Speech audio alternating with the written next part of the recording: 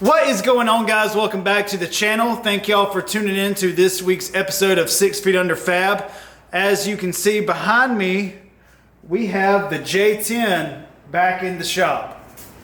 So I did a video on this Jeep a couple of months ago. This is my Jeep J-10 that I actually found in my hometown here in Kinston, North Carolina.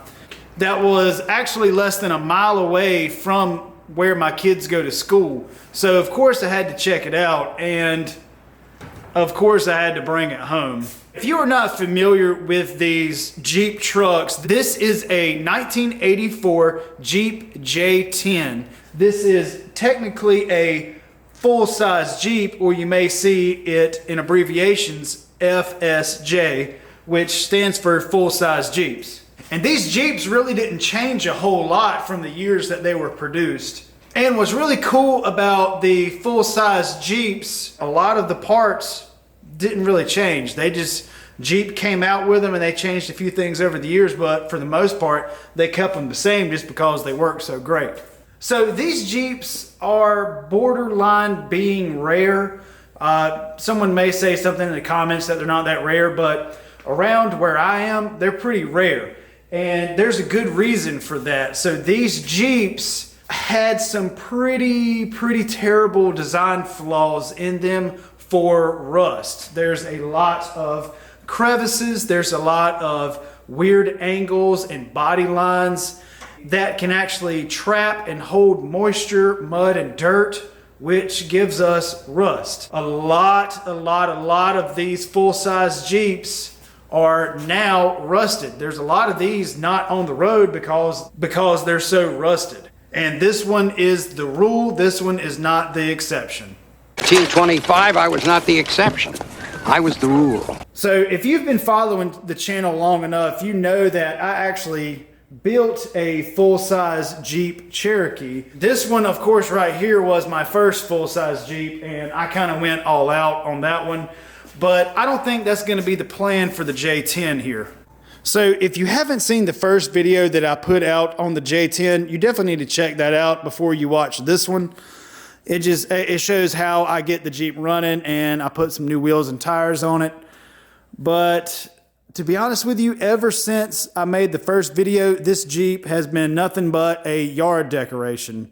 Like literally, I put Christmas lights on it and put it in my front yard. So it's really been killing me that this thing has just been sitting in the yard just rusting and rusting. But for the most part, it's a solid truck. It's a really cool truck. It's got some interesting things about it. And I went really kind of in depth on my last video, but it's got some character for sure. And it also has a lot of flaws. So you can see right here, I actually did this damage. Whenever I put the super swampers on there, the threads on the lug nuts actually pulled out into the lug nuts and the tire fell off on my test drive. Luckily, I was in my yard, but the tire, of course, went up under the bed, bent the bed right here, put a nice dent right there. You can kind of see the crease. And I'm not worried about this being bent because you can see here, this has been patched. Not really sure the story with that, but this dent right here, that kind of hurt my feelings a little bit, I'm not gonna lie. It's got some rust holes there. Oop, just push through that. Hello!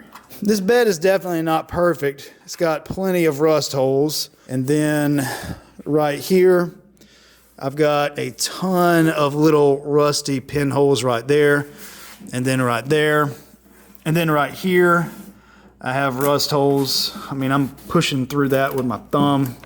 So you can see all the rust holes down here. Got rust holes up here. Oh gosh, I hate rust. It does have a tailgate that doesn't work. I believe everything in the tailgate is fell apart or rusted apart. But I don't know. You can see here, you can see some more of the patching that was done. I don't know. Up under the hood here, so it's got the inline 6 4.2.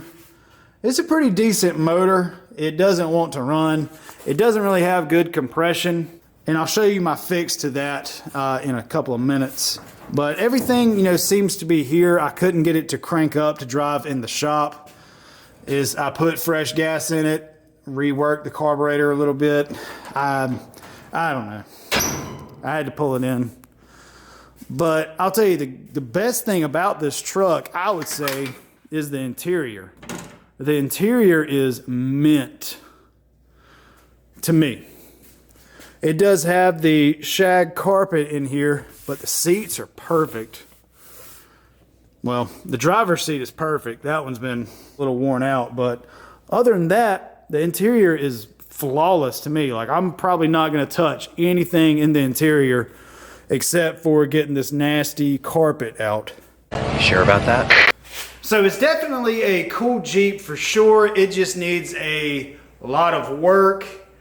I would say with the inline 6 and the 3-speed manual transmission, I'm probably going to be upgrading the drivetrain just because for what I have in mind for this Jeep, I'm gonna need a little bit more power and I'm gonna need a lot more reliability for my plan. So I have a plan for this Jeep now. Some of you may like it, some of you may hate it, but this plan is going to benefit me. It's going to benefit my business. Honestly, I plan on this truck being able to pay for itself. Let me show you what I'm talking about. So the bed being in the condition that it's in really influenced what I wanted to do with this truck. So I don't really want to build just another single cab truck.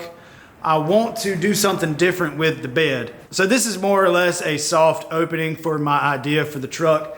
But what I would like to do is I want to take this bed off. Or I'm thinking of doing a flat bed / tube bed in the rear. And I want to make it to where I can put a welder generator in the back and basically just have a mobile welding rig that I can take on the trail. I can take to jobs around town, that I can go out of town and do welding jobs and then have the truck pay for itself. So you might be wondering what drivetrain I'm going to be using for this truck. Well, I had said in my first video on this that I was not LS swapping this truck, that I wanted to do something different.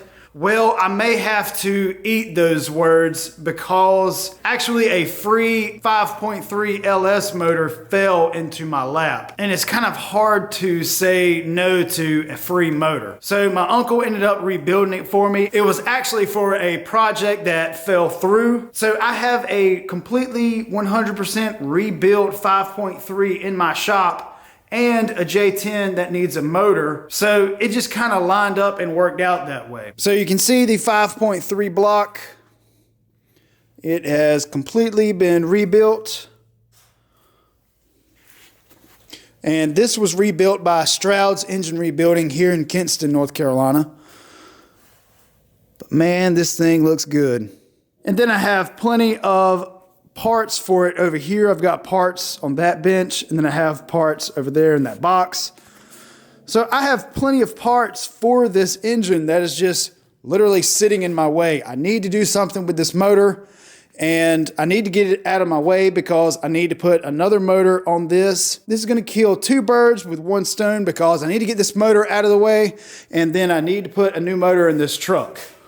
So actually in that pile of parts over there, I have a rebuilt AX15 transmission for a Jeep. So I'm really not building this motor for power. I really wanted this motor just to be reliable. So with that being said, the rebuilt AX15 will be completely fine behind this 5.3. I'm gonna be getting an adapter plate that will bolt up to the back of this motor, mates just nicely. And then for the transfer case, I believe I'm gonna be running a Dana 300. So now that I have pretty much brought you up to speed on where my head is at for this build, now I need to get to work. So I believe the first thing that I'm gonna do, I'm gonna go ahead and tear out that carpet because I really want to see what the floors look like from the top side. I know what they look like from the bottom, and I want to see what is under this carpet. I want to find out all of this truck's secrets, and I'm gonna have to really start tearing this thing apart to find all those out.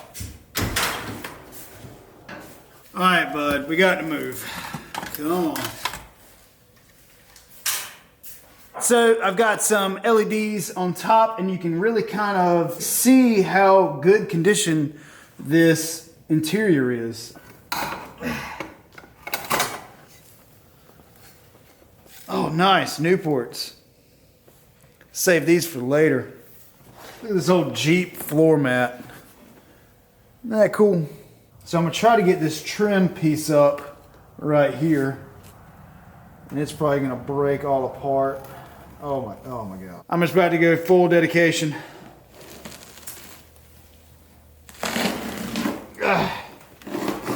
Well, the carpet's wet, so that's disgusting. This is really gross. I guarantee you breathing this stuff in is worse than any Newport cigarette. I think I'm getting the black lung, Bob. So I'm gonna have to get that trans mount out because it is holding down the carpet.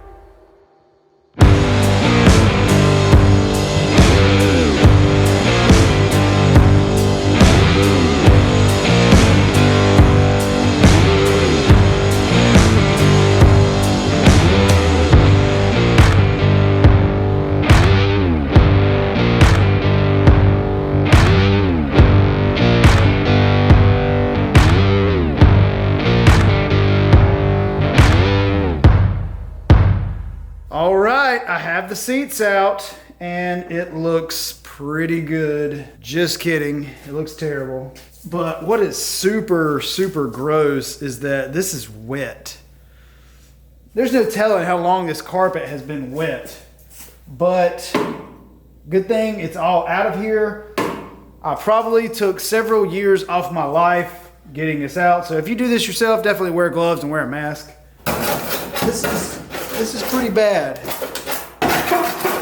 Look at all this on the floor too. Unreal. And as you can tell, I took out this panel in the back. I'm sure there's gonna be some J10 purists.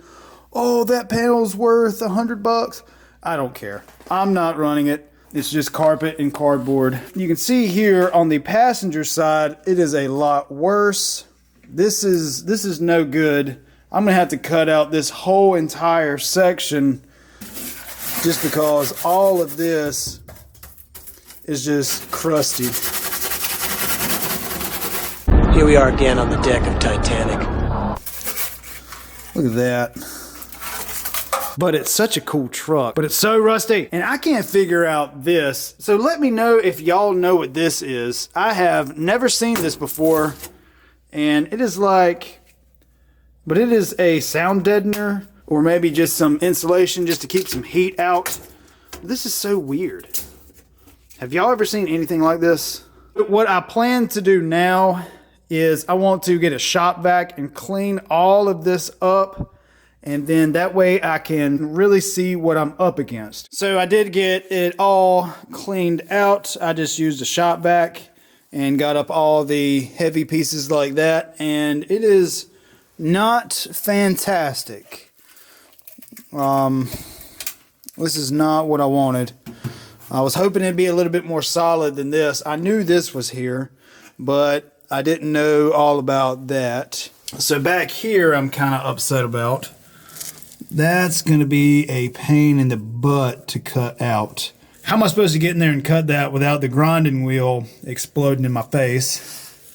Then on the passenger side right here, things are much, much worse. Luckily that's not rusted out right there. But back here, it's got a pretty massive hole. I knew about this hole.